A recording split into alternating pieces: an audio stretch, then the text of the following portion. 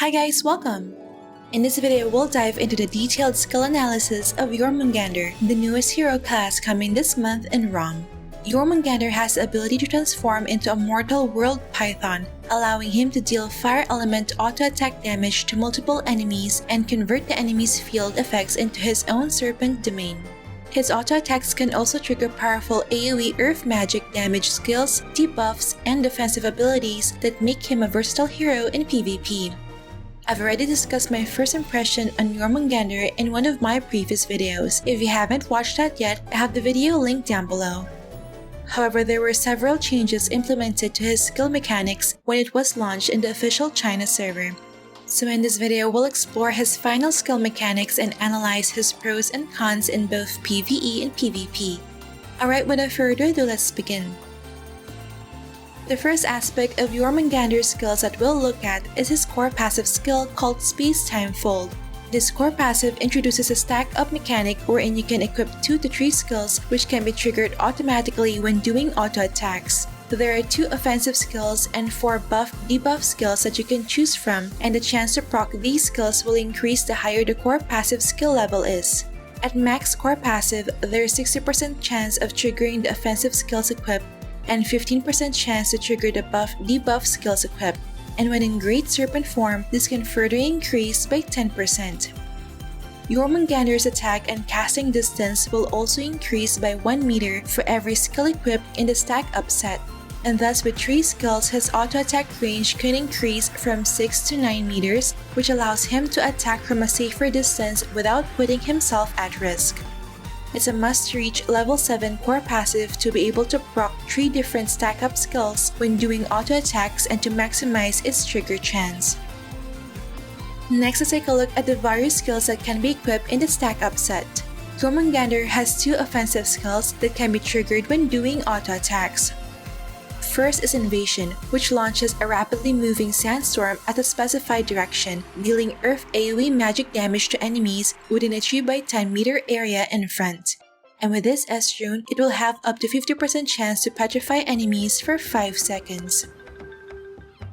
The other one is Abyssal Spear, which also deals earth AoE magic damage to enemies within a 3 meter range. Although it has lower magic attack multiplier than Invasion, its final damage can still be enhanced by 10% to 50% with this S-rune. Additionally, Abyssal Spear can reveal hidden enemies and has 100% chance to inflict bleed status. These stack-up offensive skills have a 70% chance to be triggered automatically when doing auto-attacks. Although both skills deal earth element damage, the damage cannot be reduced by enemies wearing earth element armor level 1. Still, it can be countered by fire element armor and earth field skill. Next, let's discuss the 4 buff-debuff skills that can be equipped in stack-up set. First is Disaster Panic, which makes its own skill crit, dealing 200% critical damage. This is different from the spell crit effect acquired from headwear and cards. Hence, Jormungandr can stack these 2 crit sources for higher damage output. Another effect is that it restores 5% of his max HP every second, which is good for sustain. The effects of this buff only last for 8 seconds but can end more quickly after 10 skill attacks trigger critical hit. Thus, it's essential to equip it in stack up so it can be up all the time. Furthermore, with this star rune, the chance to trigger Disaster Panic when in stack up increases by 15%, giving a total of 40% chance. Second is Plunder of Fate, which allows Jormungandr to steal 30% MP from the enemy, plus all dispellable buffs that they will gain in the next 7 seconds. To demonstrate, Jormungandr here marked first the enemy saint with Plunder of Fate, and when the saint casted Prepare for Elite, all buffs didn't take effect on the saint and instead were transferred on Jormungandr.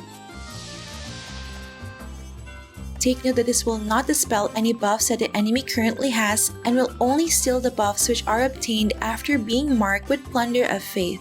It will be a strong debuff against most classes since Jormungandr can steal 30% MP plus other strong buffs like AM's White Barrier and self buffs, CM's Warm Breeze and Energy Coat, or Thanatos' Heart of Steel and Demonic Thrill. Furthermore, with this star rune, Plunder of Fate will have a 20% to 100% chance of generating a shield that can block one dispellable buff, such as Chronomancer's Space Silence, Arcane Master's Stasis, and all abnormal statuses. Each shield generated lasts for 10 seconds and can be stacked multiple times, thereby protecting Jormungandr from a lot of negative effects. Third is Space-Time Barrier, which is a defensive buff that creates a red dome-shaped barrier with a 4-meter radius around himself. When inside the barrier, Jörmungandr and his teammates will gain 20% final damage reduction. And with this S-rune, it will also provide an additional 1% to 30% melee and range physical damage reduction. This buff only lasts for 10 seconds and has a cooldown of 21 seconds. Fourth and last is Space-Time Prison, which is a debuff that increases the enemy's skill cooldown by 20% and reduces its attack speed by 20% for a duration of 8 seconds, which can stack up to 3 times. Upon reaching 3 stacks, the enemy will be unable to use skills and auto-attacks. When placed in stack up, the skill can be used to lock down target enemies. As demonstrated here, the enemy Saint is almost unable to cast any skill once the debuff has reached 3 stacks. Furthermore, with this star rune, Space-Time Prison can also weaken the enemy DPS by reducing their final damage by up to 10%. Aside from having the ability to proc stack-up skills while auto-attacking, another unique aspect of Jormungandr is his ability to transform into a giant serpent and create Serpent Domain. First, Jormungandr can transform into a serpent using the Mortal World Python skill, and when in serpent form, he'll gain several buff effects. Number 1, he will restore all his HP. Number 2, his max HP will double. Number 3, his demi-human damage reduction will increase by 50%. Number 4, he will inflict fear status to nearby enemies for 1 second, which ignores the target's fear immunity and resistance. Number 5, he will be able to use 2 skills, which we'll discuss later. Number 6, he will be able to remove all enemies' field effects he touches and changes it into his own serpent field, which lasts for 4 seconds.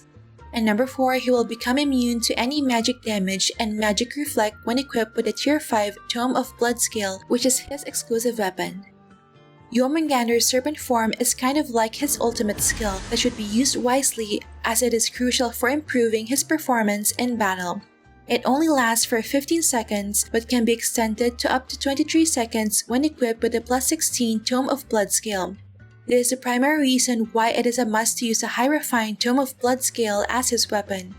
This transformation skill cannot be dispelled and will not be cleared after dying. If you're looking for a reliable and efficient online game top-up center, I highly encourage you guys to check out Smile.One. With years of experience in the industry and partnerships with various game developers, they offer top-ups for a wide range of games at competitive prices, including premium and BCC for Ragnarok Mobile.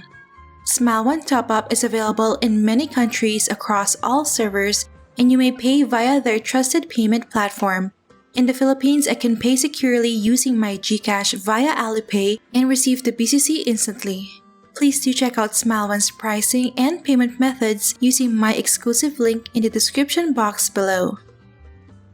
When in Mortal World Python form, Jormungandr will be able to convert his auto attacks to Fire Breath, which deals fire magic damage to the target and nearby enemies within 2 meters, even those which are hiding. This will be his primary damaging skill in PvP, as it benefits from both auto-attack damage and AoE damage, so you won't need to worry about enemies stacking skill damage reduction. It can also crit thanks to Disaster Panic, but it will not be affected by spell crit chance and spell crit damage from headwear and cards. Fire Breath auto-attacks will also proc the stack-up skills and Snake Poison. The other skill which can be unlocked in Mortal World Python form is Venom Erosion. It is a crowd control skill that petrifies an enemy for 5 seconds, ignoring the target's petrify immunity. The initial chance is 100%, but can be reduced by the target's petrify resistance. This greatly synergizes with his Fire Breath auto attack, as Fire Element will deal more damage against Earth Element enemies. Next, we have Serpent Domain, which grants several buffs to himself and debuffs on enemies. When Jormungandr is inside the Serpent Domain, his abnormal status attack will increase by 30%, while enemies inside the field will have their abnormal status resist reduced by 50%. Thus, it's important to generate a Serpent Domain first to improve the chance of petrifying enemies with Venom Erosion.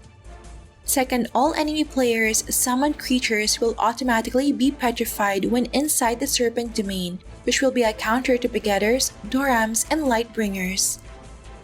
And lastly, whenever Jormungandr procs stack up skills 3 times within the Serpent Domain's range, he will obtain 1 Serpent Echo buff, which boosts his final damage by 10%. This buff lasts for 10 seconds and it can stack up to 3 times. Maintaining the 3 Serpent Echo stacks will allow the Fire Breath to either deal a significant amount of damage to a single enemy or attack a maximum of 4 targets at the same time. The Serpent Echo buff synergizes effectively with his Ouroboros passive skill, extending the duration of each stack from 10 to 40 seconds. In addition, each Serpent Echo stack will boost his Earth and Fire element damage as well as his Ignore M def by 10%. Thus, obtaining 3 Serpent Echo stacks will grant a total of 30% Earth and Fire element damage increase and 30% Ignore M def. The stats provided by Serpent Echo greatly amplify Jormungandr's offensive potential, highlighting the significance of consistently maintaining a Serpent Domain. Lastly, let's take a look at his other skills. First is Snake Poison, which is a passive debuff triggered when dealing damage with skills or Fire Breath auto attacks, wherein there's an additional poison magic damage dealt on the target. So although his attacks have low magic attack multiplier, the ability to proc Snake Poison and stack up skills for each auto attack will significantly boost his overall damage output. Additionally, his attacks will reduce the enemy's movement speed and movement speed limit for 5 seconds, which is a good counter against both users and non-users of Moonlight Flower Star card. Those with Moonlight Flower Star card can only have up to 240% movement speed, while non-users can only have up to 180% movement speed.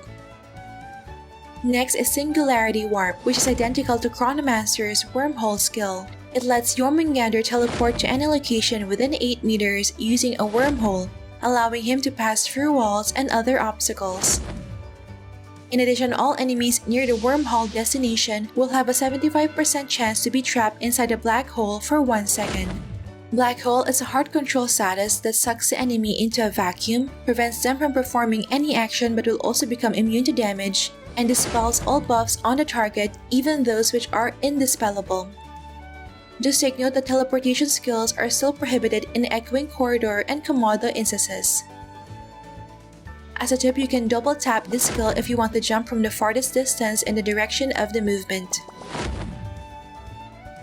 And last is Travel Back, which is identical to Chronomancer's Back in Time passive. Basically, it just gives a 25% chance to restore HP equivalent to 100% of the damage received. Kinda like traveling back in time, as if the enemy didn't do any damage. To summarize, Jormungandr offers a lot of strengths both in PvE and PvP. First, Jormungandr deals a good amount of Earth, Fire, and Poison element magic damage, especially in Serpent form, wherein his auto attacks gain a substantial damage boost. He even have offensive buffs and passives that significantly boost his damage output.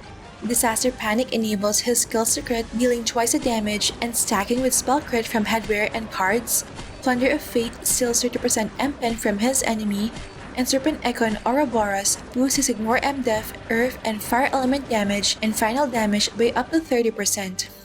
Second, Jormungandr has a long attack and casting range, especially at level 7 core passive, which provides increased safety and better poke and harass capabilities. When receiving damage or a negative effect, he has Space-Time Barrier for reducing damage, Plunder of Fate's Shield for resisting negative effects, and Mortal World Python for restoring all his HP and even increasing his max HP by 100%. His Travel Back skill also provides a decent amount of chance to negate any damage he receives. Third, although Jörmungandr has no movement speed buffs, he can still move quickly around the map using Singularity Warp. Fourth, Jörmungandr can apply debuffs on enemies that steal their buffs and MP, increase their skill cooldown, reduce their attack speed and final damage, and even prevent them from using any skill or auto attack. He can also trap enemies inside Black Hole for 1 second, petrify them for 5 seconds, or inflict an irresistible fear status for 1 second. Fifth and last, Jormungandr is a heavy counter against Arcane Masters, Begetters, and Lightbringers, which were the meta classes in the previous season of 6v6 team competition. He can prevent AM's auto-attacks and stasis, as well as steal their M-Pen and other buffs. He can also petrify Begetters, Homunculi, and Lightbringers Pioneer permanently when inside the Serpent field. The Tome of Bloodscale's Sheer 5 effect will also make him immune to magic damage while in Serpent form. But of course, there are still disadvantages. First, Jormungandr's offensive skills deal either earth or fire element damage, which can be easily reduced by players wearing a fire element armor. Thus, you will need to petrify first your targets to change their element to earth and deal higher damage. His stack-up attacks are also considered ground skills, so they can be cleared by Chronomancer's Earth Field, Thanatos' Phase 2, or Tyrant's Fire Rain.